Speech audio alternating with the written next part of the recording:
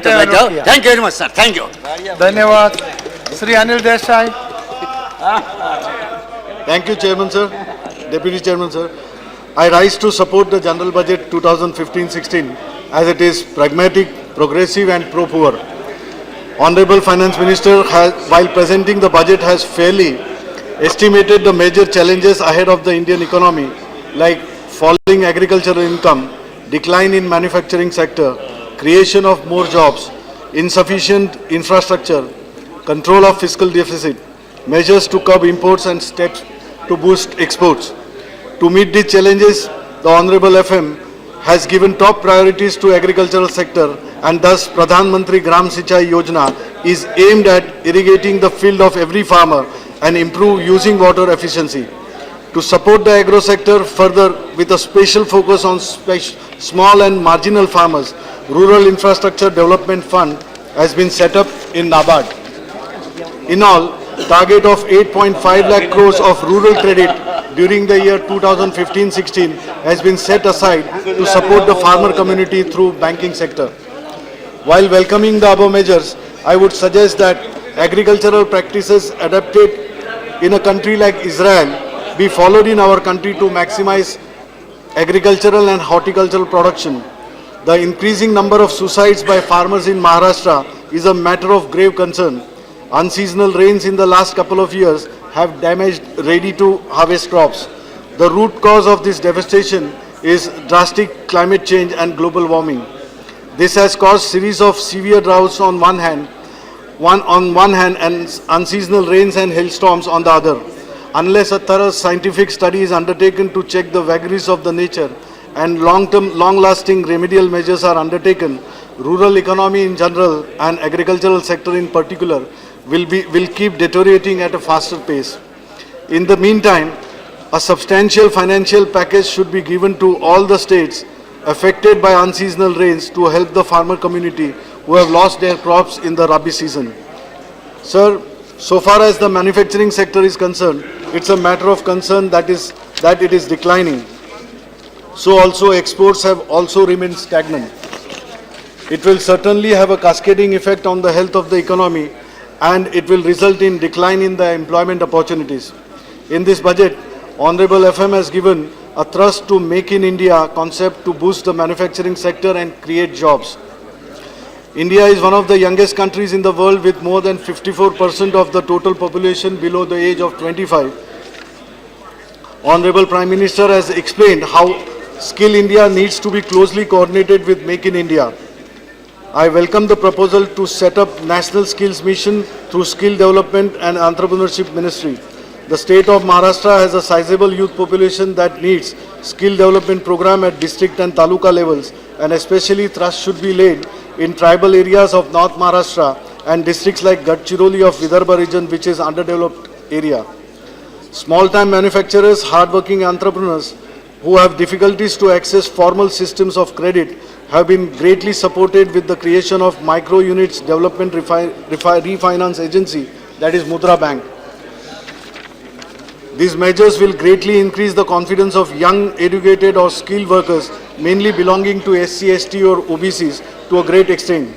Similarly, MSME sector measures like establishing an electronic trade receivables discounting system for financing trade receivables of MSME to improve liquidity in the sector is a welcome step. Sir, presently, our infrastructure doesn't match our growth ambitions as there has been no significant progress on the infrastructure front in the last decade.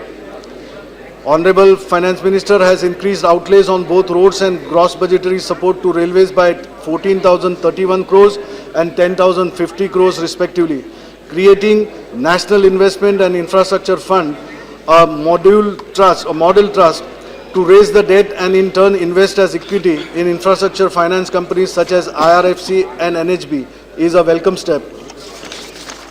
Controlling fiscal deficit has become a challenging job for the government.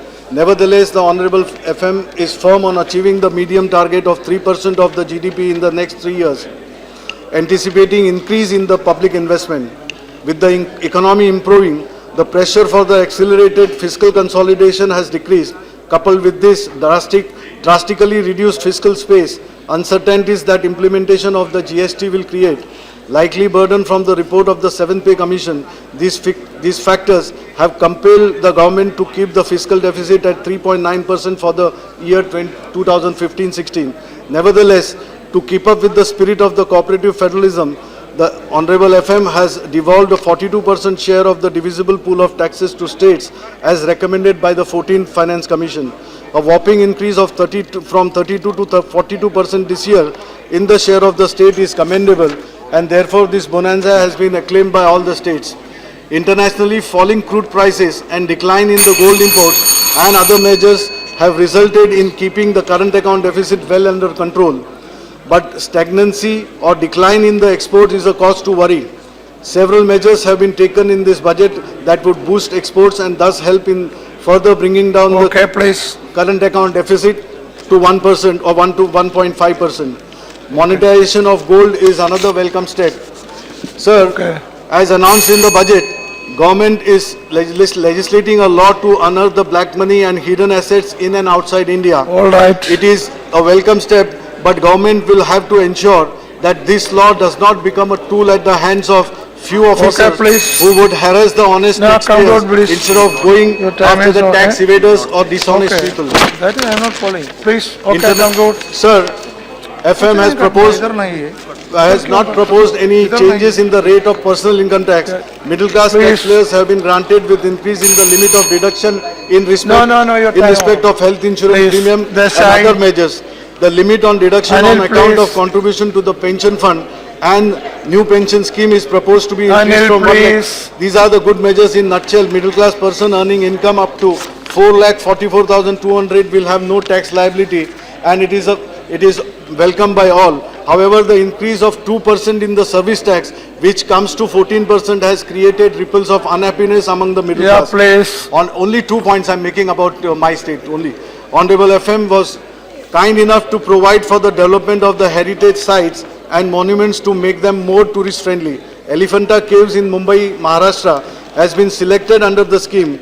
While welcoming this proposal, I would bring it to the notice of the Honorable FM that ancient majestic forts built by Chhatrapati Shivaji Maharaj are in a dilapidated condition which need immediate attention, and therefore special allocation of funds be made for carrying out repairs to restore them to their glory. I would urge upon the Prime Minister to address a serious issue of Mumbai Municipal Corporation's revenue that is likely to be affected with the introduction of GST. Sir, Mumbai Municipal Corporation has a budget of around 35,000 crores, which is equal or more than the budget of the few states in the country. Okay. Anil Desai, sit down. Tradition. Anil Desai is not going on record. Already Bhattacharya spoke. You write to the minister. Now you can write. Sir, two persons are speaking simultaneously.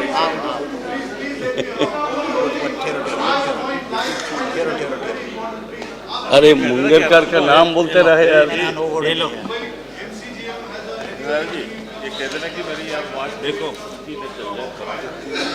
Tax, and the same is utilized for the development of the city. With the introduction of the GST, it is feared that MCGM will be divested of its right to raise the revenue by way of octroi, which would adversely impact the development of the city, affecting the lives of 1.5 crore citizens. Mumbai, being the financial capital of India and one of the top metropolis in the world, attracts tourists from world over and also houses MNC centers, only embassies. Any kind of dent on the flow of the financial resources of the MCGM.